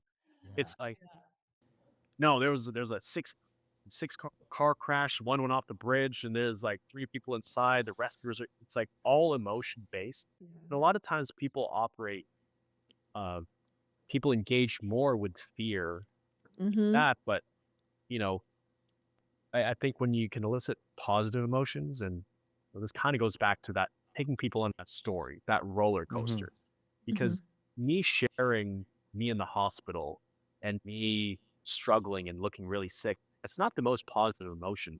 But when you can show that and then you can tie it back and come full circle to like, hey, this was the rough part. We're stimulating sad emotion and, you know, uh, empathy, things like that. But now we're we're coupling it with inspiration and motivation and possibility and hope. Well, now Mm-hmm. you got the full range of emotion, and I think that's super important versus just harping on people's fears and things like that, like the Yeah, news does. There's a right way to absolutely. do it and a wrong way to do it. For sure. As long as you can show that there's a light at the end of the tunnel. So when it comes to your content strategy, I'm curious. Do you strategically divide your content, say throughout a period of a week, to touch on very specific points, or like for example, story? Like we take the approach of like growth, nurture, conversion. So we always have posts that are broader to grow the page, then nurture that nurtures our existing audience, and then growth. What's your strategy on that, and how you can weave in the storytelling to it as well? For us, in terms of content and topics and plans and things like that, it's kind of just off the cuff. I just look at what are the pain points people have. And if there's a pain point that I haven't covered, I'm like, cool, let's talk about that. Mm-hmm. And when I talk about it, it's really just talking about really there's 4 steps to it. One, introducing the problem, Mm-hmm. right? For example, a topic that I'm going to record soon is how do you how do you explain this to family members who don't understand what's going on? And I'm like, okay, well, I haven't done a video about that yet specifically. So how do you explain CFS to loved ones? That's number one. You introduce a topic, the pain point. I say like, I know what it's like to be living with this invisible illness and people look at you like you're perfectly normal. Deep Mm-hmm. inside, you're fighting a battle every single day, this and that. I talk about how difficult it was for me. Number two, my experience with it. Number three, what I did to fix it. How did I alleviate that situation? Or if I didn't fix it, what did I do to make the situation better? And number four is just a call to action and saying like, this worked for me. It's worked for a lot of other people. It may work for you as well. So definitely implement it. It's worth giving it a shot. And if you did need more help, you can reach out to us, click the link in the description, and see if you're good to work with us. Mm-hmm. But it's usually 4 steps. Introduce a topic, talk about my experience with it, talk about how I fixed it or improved it, and how they could do the same, and then call to action. But it's usually just random topics well, not random, pain points, specific pain points. Mm-hmm. So now I'm getting into the area of like I'm kind of running out of topics because I've made 150 to 200 long form videos in depth about all these different pain points. So now I'm like, what other pain points do they have? But that's where you can go to your audience. And every now and then, I think I actually have it on a cadence. So we post something every month on YouTube and Instagram. What topics would you like to see me cover? And 80% of the time, they ask for a topic that I've already covered. So then my team goes in and replies to them and says, hey, we actually did a video about this. Check it out. Mm-hmm. So we're funneling back into the other parts of the channel. But other times they come with fresh ideas. And the cool thing is, it's like you're really having a conversation back and forth with your audience. Mm-hmm. So I see my Yeah. audience almost as an entity that's comprised of tens of thousands of people, but I see them as one entity. It's like I'm having a conversation with this entity. And I ask, what questions do you have? This entity says, hey, we'd love to learn about this. I'm like, oh, That's a great topic. Sure. I'll make that. So it's like this back and forth conversation. That's one way to do it. And I usually film once a month, once every 2 months, actually. I'll sit down and crack out like 10 videos or something. But I know from 10 videos, we'll have like 150 pieces of content, unique pieces of content. Wow. So it always starts with long form for you, and then your team cuts that up, and then it goes onto the short form as well. So clever. Actually, what you could do is host some live Q&A calls inside your private community. But you can record those calls, or you can record it externally. Like right now, we're talking about this. I have a camera here filming in 4K. So let's say I was running a coaching call. So every now and then, maybe once a month or twice a month, I'll hop onto a coaching call. There's like 70 people on it, asking me questions, this and that. And I'm going back and forth with them, and I'm dropping golden nuggets on this call. So I have the footage. All we need to do is record myself. That in itself could be a long form YouTube video of me asking, answering questions. And we just pop up a question, like the text pop up on the screen with a question, and I answer it. Yeah. And then each of those questions, which an hour and a half call is maybe 30 or 40, maybe 30 questions. Those are individual snippets, individual videos. Yeah. So now you're not having to sit down and record. You're knocking out multiple birds with one stone. Yeah. You're fulfilling services on a call with live or with bikes live, giving them value, but you're also creating content. So I've been doing that lately too. Yeah. So good. That's so good. Yeah. We've been thinking about, because I've seen other people do this, and I mean, it's like literally the most efficient way to do it. But as you're recording your YouTube video, you can also have your phone recording an Instagram live, and then maybe a second phone or your laptop recording a Facebook live, and so on and so forth. And that way you're just like, yeah, like you said, hitting it all from different angles. Three birds with one stone. Yeah. That's amazing. great. Yeah. StreamYard is great for that, actually. You use StreamYard. You could stream to YouTube, Facebook, Instagram, Twitter, all at the same time. And when people are commenting on the video, you could see it all coming into one feed. You see all the comments from different platforms. Click it and pull it up on the screen. And yeah, it's convenient. Hey, so you putting out a lot of content. I'm sure you get a lot of feedback of all kinds. And if I'm not mistaken, I remember you sharing something in your story about some kind of a hater, or someone was just hating on like your success and your progress, maybe trying to bash you and say that you're capitalizing on other people's pains and whatnot. Yeah. So just tell us a little bit about, how do you deal with the haters? And, while staying like keeping your, or upholding your brand image. Yeah, it's a great question. It's funny because, there's people online who really hate me. They're watching this right now because they like to go into my personal life and find me outside of the CFS world and see, hey, is he going to slip up? What's he going to say this time? So, hello guys, I know you're watching right now. The way you deal with them is kind of just don't deal with them. Because I've found that if you try to respond to them, you're almost fueling the fire. That's what they want. They want you to slip up, and they want to get under your skin. And there are times when people just comment ridiculous things. It's like, oh, if I was recovered, I'd help people for free. I'd give it all away for free. I'm like, hello, I have 1,200 free YouTube videos, or people recover from our free stuff.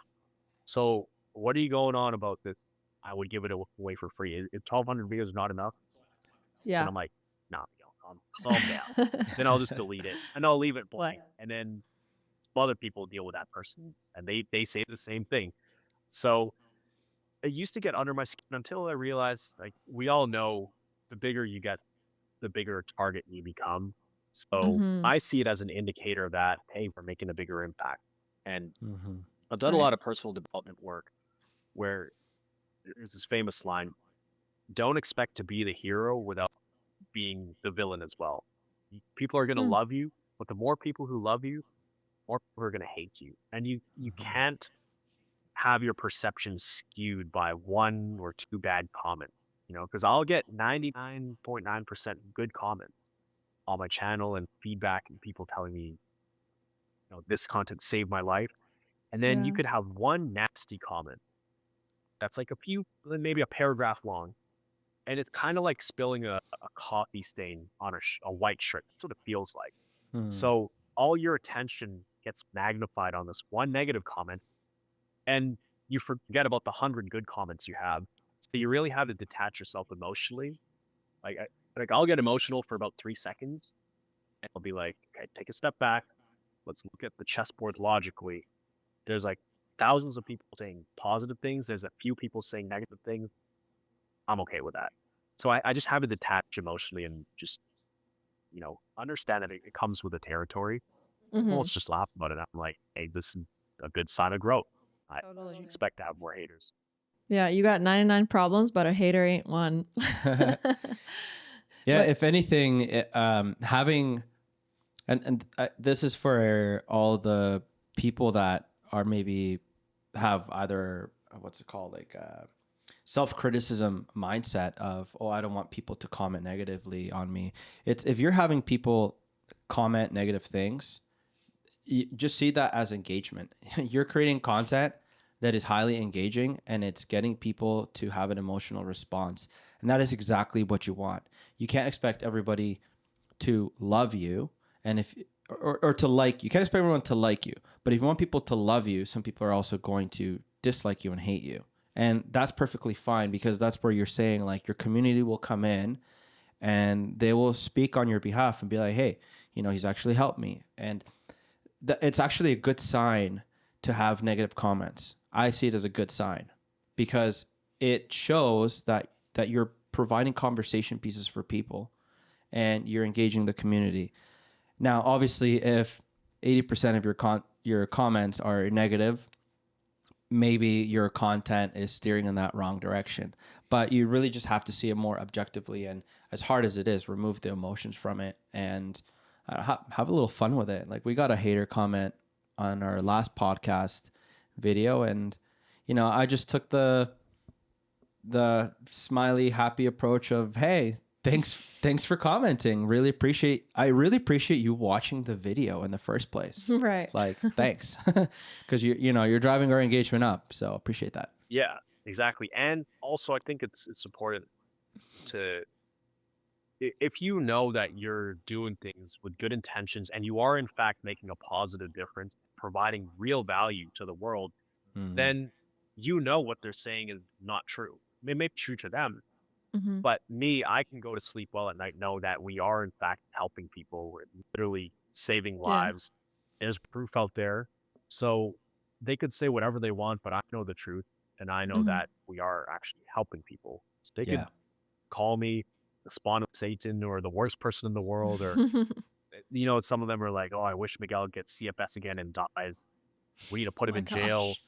Let's Wow. complain to the government. Everybody join me in this petition. Like, do whatever you want. My Because at the goodness. end of the day, let's say you go to the board of directors for some medical center and it's like, Miguel is scamming people.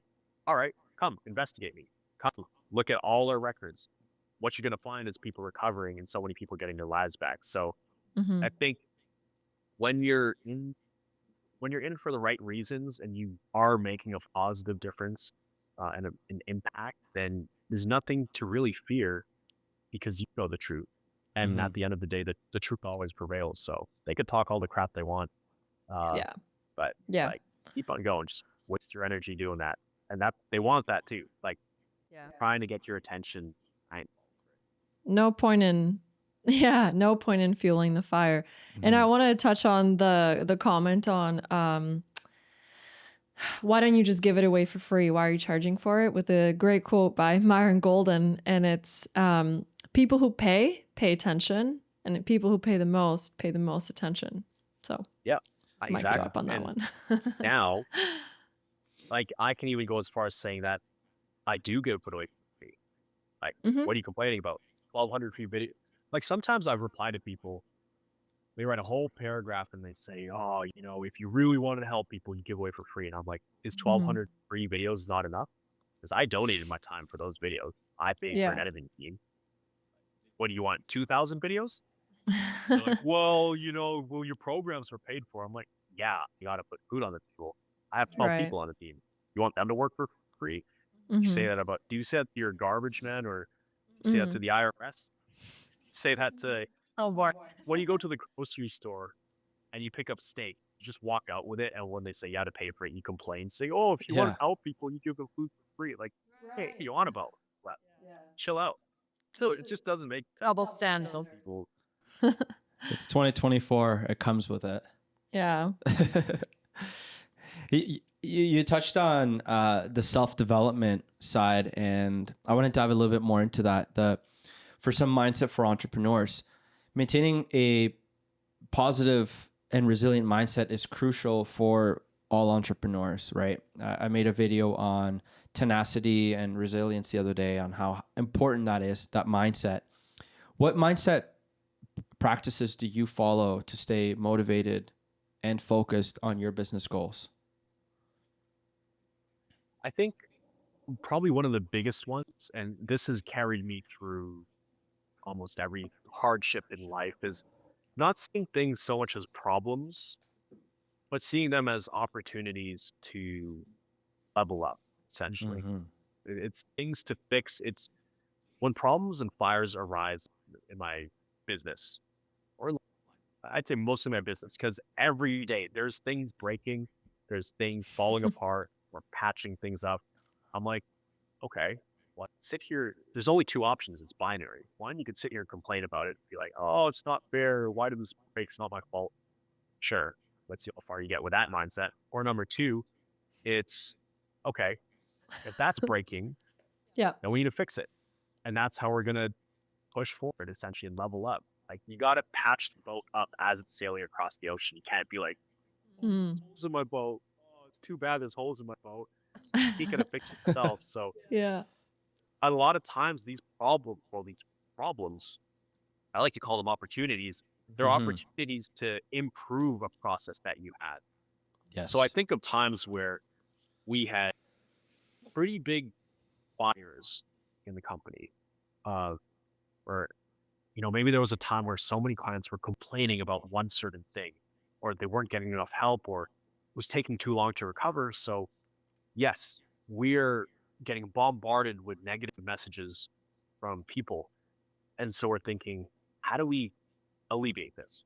All right, well, if we had more touch points with the clients and they had more personalized plans and something to measure it, then we wouldn't have this problem. So let's fix it. All right, let's come up with a monthly dashboard so we could track their progress, and we can give them like way more personalized and step-by-step plans. That's number one. Number two, let's add in check-in calls every single month. So top of the group coaching calls, they get one check-in call with their coach. Number three is, I think it was just those two things. So we spent a ton of hours building that out, but now the program is so much better because Yes. we went through the fire, and kind of not really, it's not humiliation. It's like you're getting battered with messages from people say, oh, you suck, this needs to be better, like blah, blah, blah. At first, your ego takes a hit, but then how to put your ego aside and be like, okay, the client knows what they want. And if we want to scale this thing, if there are 50 people unhappy, we could scale this to the moon. We could 10x the amount of people in the program right now and grow. But guess what? There's going to be 500 unhappy people. So how do we fix this at a smaller scale so that way when we do scale, this isn't an issue? So we built those things in, and now the program runs so much smoother than before, and people love that. And that's actually one of our main unique selling points. USB. Yeah, USB. Selling point. Yeah, that's one of the things that separates us from other programs. But that only happened because a whole bunch of people complained and we adapted, we fixed it. So in terms of mindset, it's being solution focused and seeing problems as opportunities. Like, oh, your memory card malfunctioned on a shoot, which has happened to me sometimes. Well, in order to prevent that in the future, have 2 memory cards on set or 3. And there have been times where I was on set at a way bigger shoot with way more on the line. It was a 10 times bigger project and the memory card wasn't working. Well, good thing I had a second memory card, but that wouldn't have happened if that first incident didn't happen. Right. So I think it's almost like these so-called problems you see, they're almost like the universe testing you to see if you're ready to get to the next level. And if you Mm-hmm. crumble and complain, well, you ain't going to unlock the next level. If you adapt to it and fix it and improve, put your ego aside, then the universe is like, all right, they're ready for the next level. Let's give them a bigger project or give them more responsibility. They can actually handle it. So it's all evolution focused, I think. Definitely. That's huge. Yeah, that's very big. It's like every problem or opportunity is a building block for the business. Mm-hmm. Yeah, life presents many challenges and tests. So, and if you don't see it as an opportunity to level up, then you're gonna stay where you are. So that's amazing. And I wanna start our conversation with that.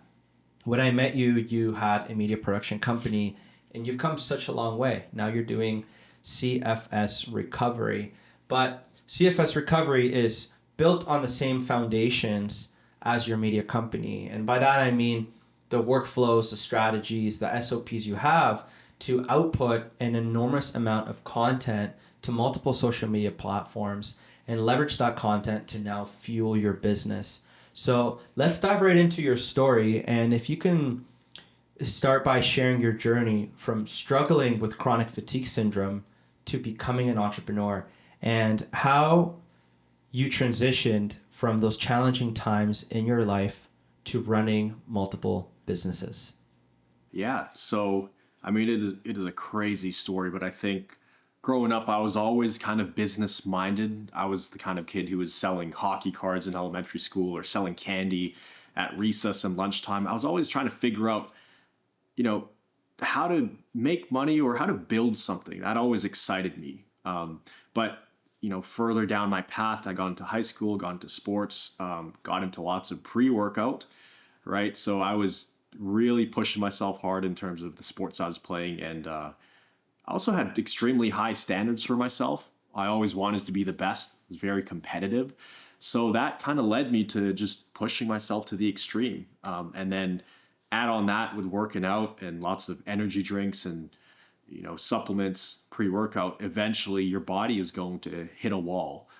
And that's when I started getting the CFS symptoms. So at 19 years old, that's when I started getting my first few symptoms. And eventually the condensed version of the story is like I just completely hit a wall. One day I was working as a personal trainer in the gym. And, I was also studying every single day. How do I get more clients? How do I get better at sales? How do I attract new clients? How do I even talk to people in the gym? On top of actually working, I was studying all this stuff and then taking lots of supplements and pre-workout. And then my body just hit a wall. So there was this one day I remember I was in the library studying and my heart just started pounding and going through the roof. And that's the day my life kind of changed for the next several years because I couldn't work out for the next maybe 6 or 7 years after that.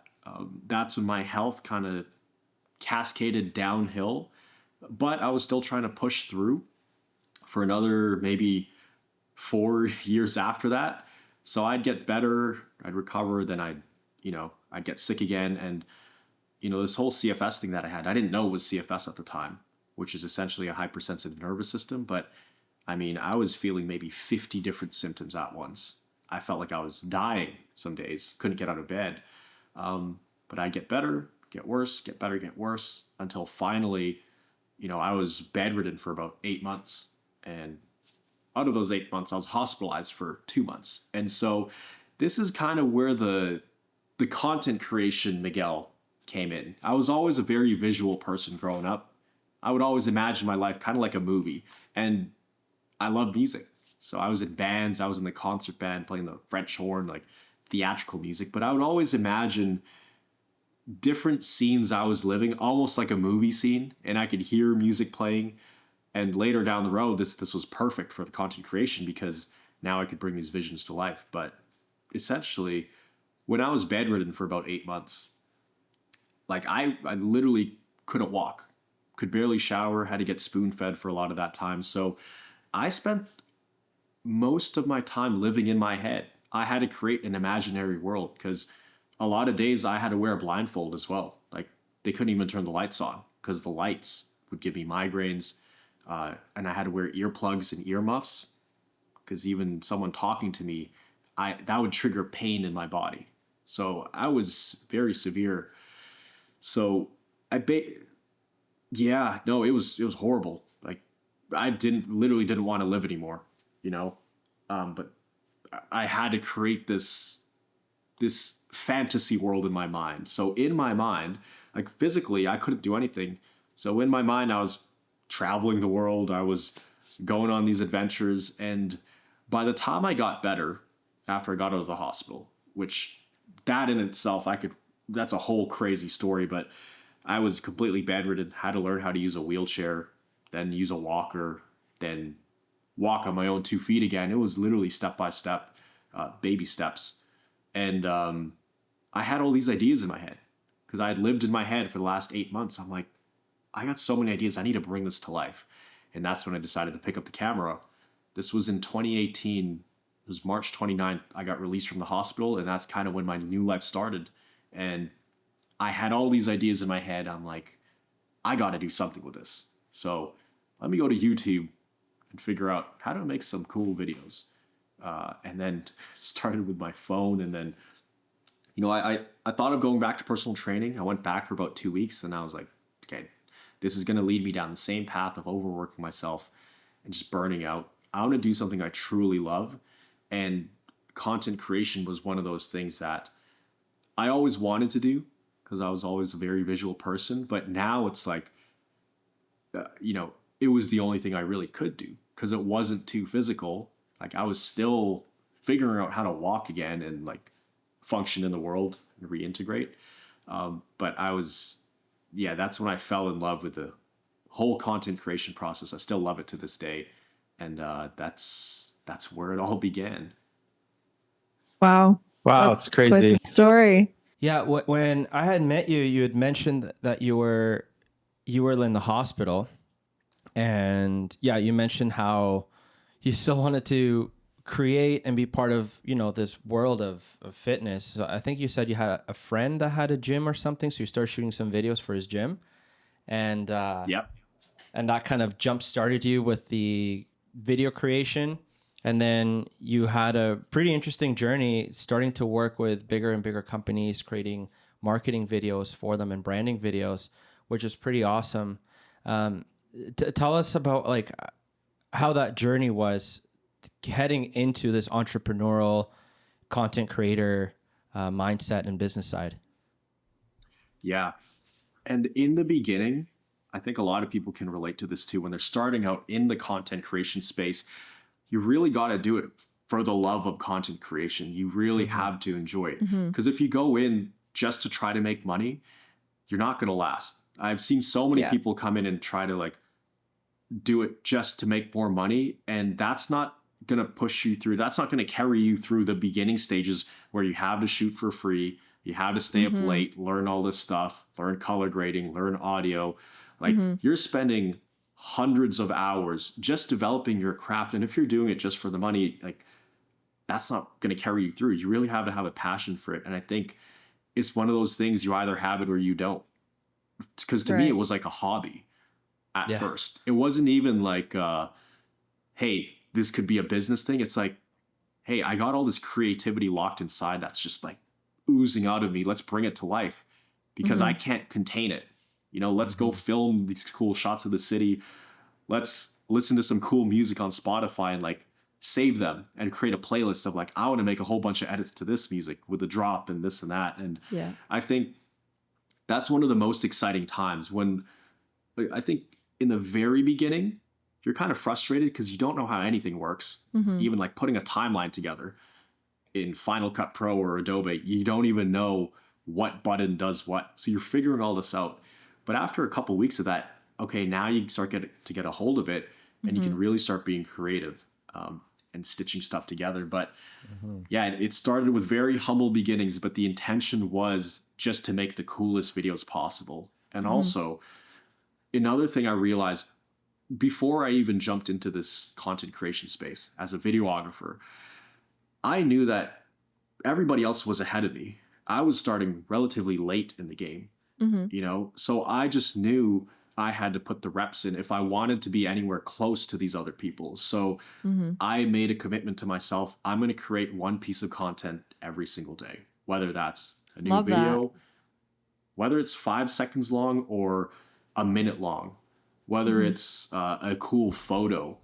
And then one thing actually leads to another. It's like there's like a lot of deep rabbit holes in the content creation space. Like, you take a picture and you start thinking, well, how do I make it look like those cool Instagram pictures? So you start looking up Lightroom, tutorials. And then you learn there's like Photoshop and Affinity Photo. And like, oh, there's this brush tool. There's a mask tool. Oh, there's a gradient tool or whatever. And then you start learning about the fine details of it, and you just go deeper and deeper. But the cool part about it is, if you are a true content creator at heart, that kind of stuff excites you. It's not like, oh man, I got to learn this. Oh, there's so much to learn. This is a headache and a hassle. You're like, oh, there's this whole other world of video editing or graphic design or photo editing. So it actually excites you. So the more you learn, it opens up this whole bubble of knowledge that you have no idea about, but you're so excited to learn it. But most importantly, implement it. This implementation is like the most exciting part. So in the beginning, I was like, okay, if I'm creating a piece of content a day, I'm just going to learn so much stuff along the way. I'm the kind of guy who, just give me internet and YouTube. I'll figure it out, because everything is online nowadays. In fact, I have some friends who went to film school and video school and photography school, but they weren't really doing anything with it, right? Some people do, but other people, they go to class and they're like, oh, thank God that class is over. Let me do what I really want to do now, which is go hang out with friends. But for me, dude, that was my life. The moment I woke up to the moment I went to sleep, it was content creation, mainly because I loved it. Nobody had to tell me, you got to create more content. And I was like, no, I want to. They were like telling me to slow down. Like, dude, you got to eat, man. Because you've been sitting here for like 8 hours. But it's just so much fun in the beginning. Diving right into it. I think it's, go ahead. I think it's important too to have that like also business mindset too, or like at least some kind of experience, or at least a drive to want to kind of combine the two skills. Cause I'm someone who went to photography school, like literally since I was 17, I always knew I wanted to, do photography, and just, I was always creative. But one thing I was lacking was that like business entrepreneurial mindset. So it sounds like you kind of already had that from your PT days. And so you were able to kind of, and sounds like you were already kind of taking an interest in learning sales and client acquisition and all that. So that's really good that you had that initial like foundation, right? But also combined with the creativity. So. Yeah. And you have to kind of believe in yourself that all this will lead to something. Like, you start off with some basic projects just on your own that you never ever show anybody. It never sees the light of day. It's just you, because the videos are so bad you would never show the world it. But for you, it's like, it's a starting point. And I think that's what stops most people from starting. They're like, well, it's not going to be good, my first video or photo. It's right. Like, well, seems so far out of reach. Obviously. Yeah. One of the things I remember about you was like, you were just going, balls to the wall. Like, I remember we met, we did the pro photo thing, and I think the next day I saw you create a promo video for the Pro Photo event. And I was like, oh, this is awesome. And you were very open on your social media about your journey and about how you were like starting this out and about the challenges that you were encountering.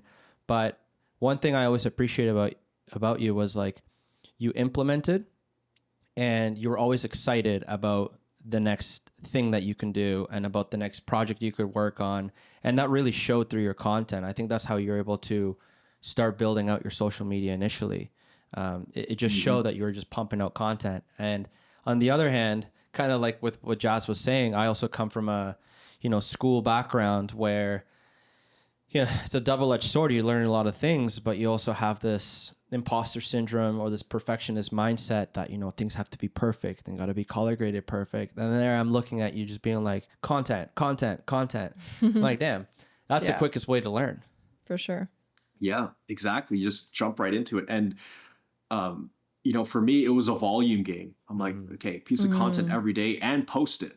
I'm just going to keep posting it because I also understood that, I need to make money at some point. Right. I wasn't doing it for the money, but I was like, okay.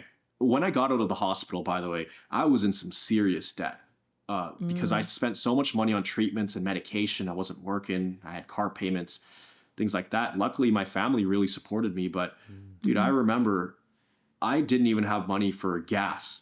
I think to even go to that workshop that we did, that $50 was painful when we went to that workshop. But at the same time, it wasn't painful because I believed in myself. I'm like, well, I have to develop my skills somehow, and that money's going to come back. This is like an investment into myself.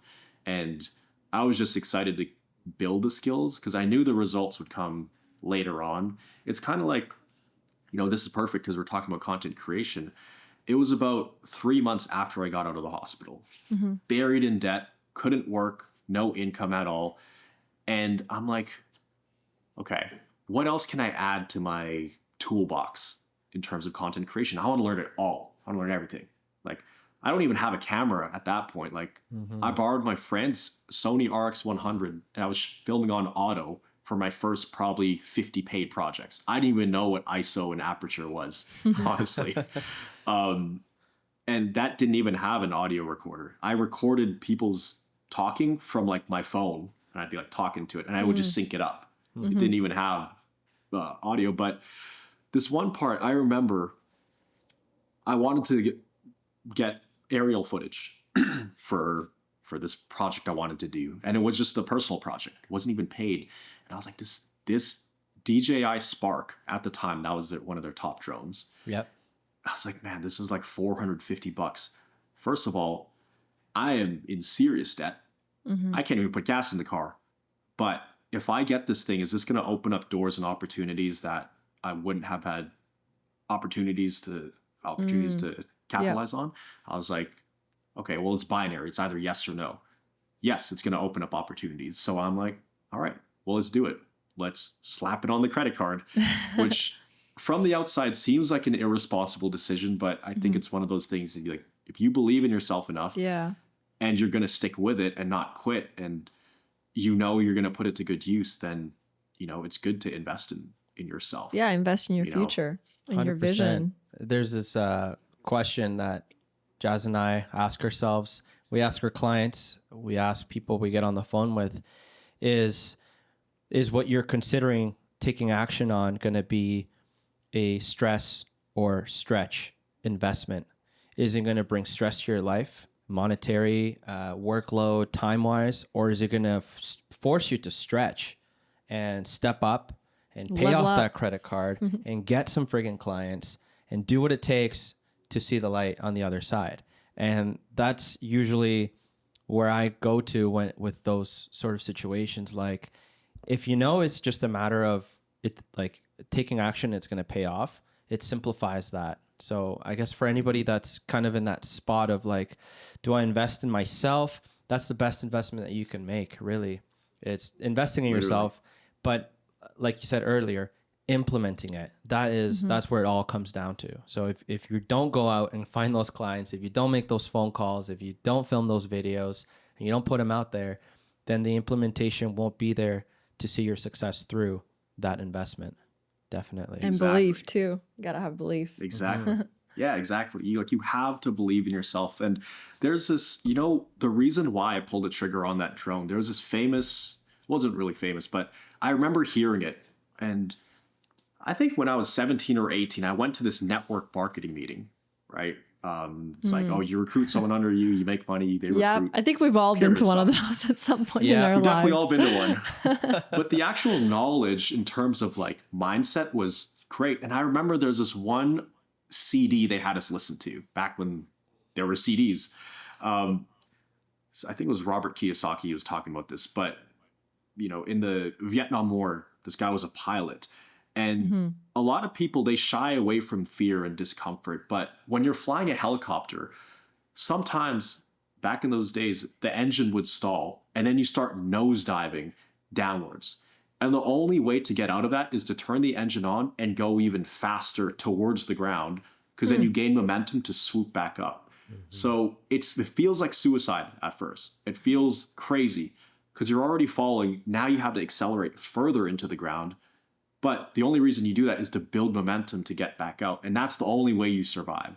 If you don't try that, if you don't take that risk, you're going to die anyways. So you have to take that risk for yourself. It's the only way to get out. So I was thinking of that drone. I'm like, okay, I'm in debt.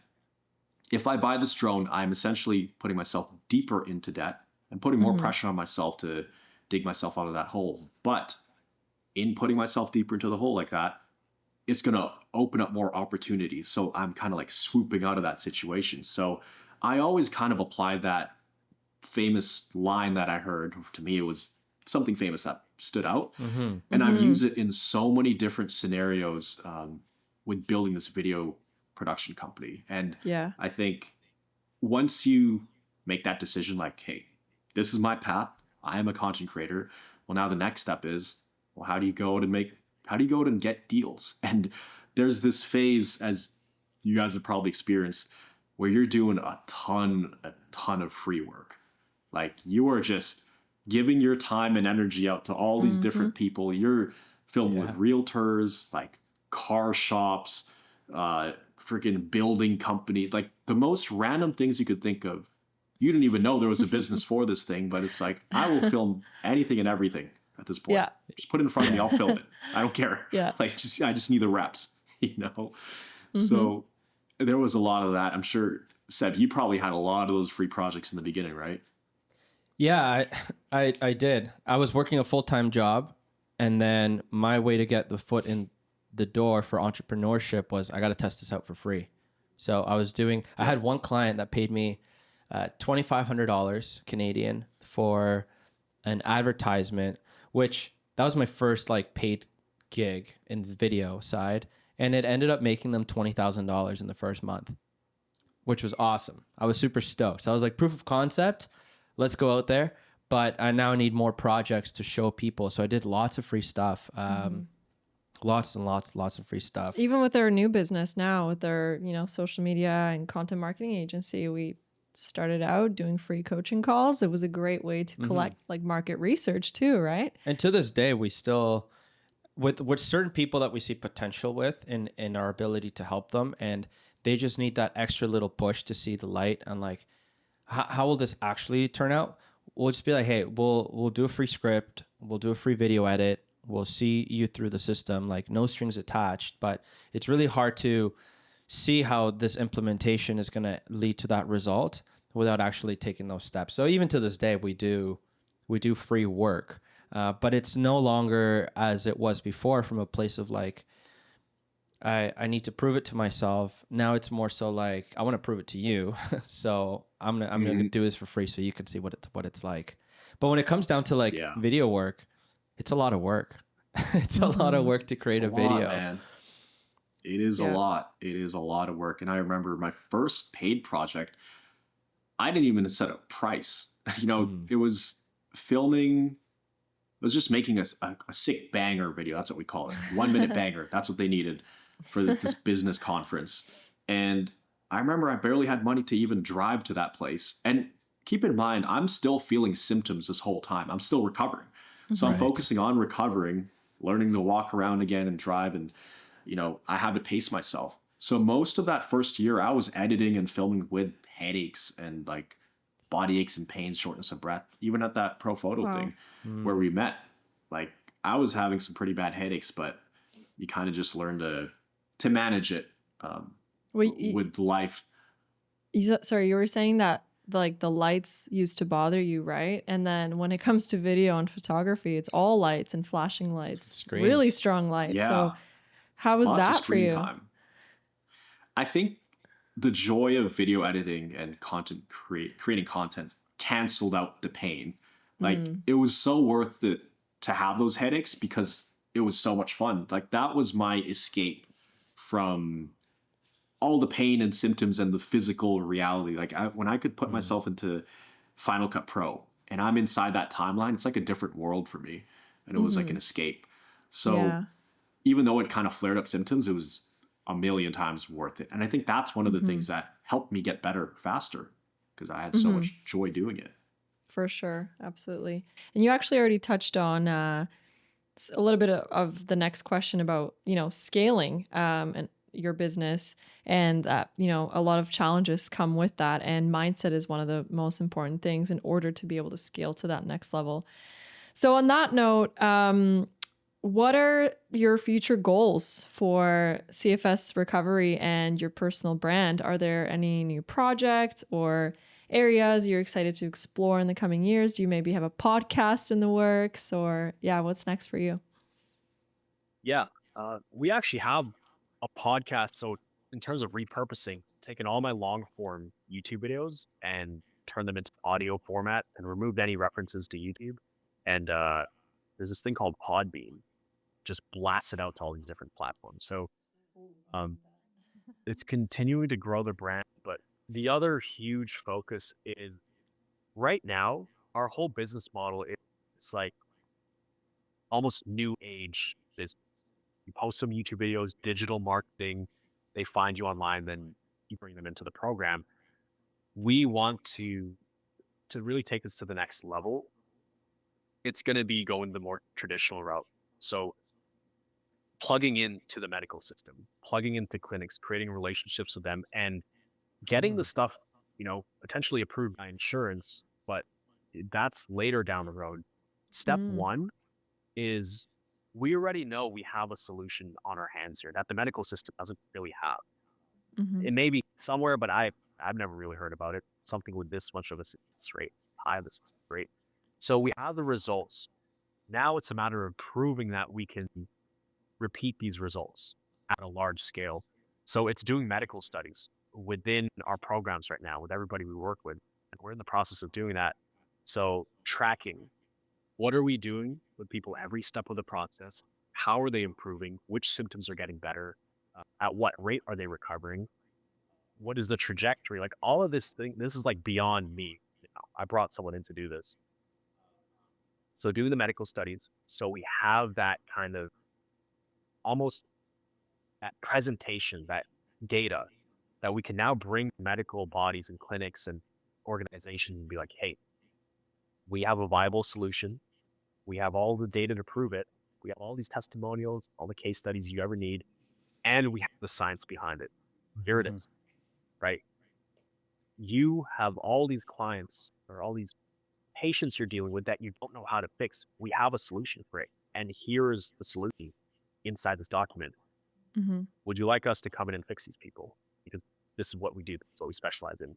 So if we have that data, then I don't see how these clinics would say no to that, especially if they're spending so much money testing medication, spending so much time with these clients, and are not getting better. So that is a huge focus of ours. That's like more of a long-term thing, is plugging into the medical system. Because once we do that, then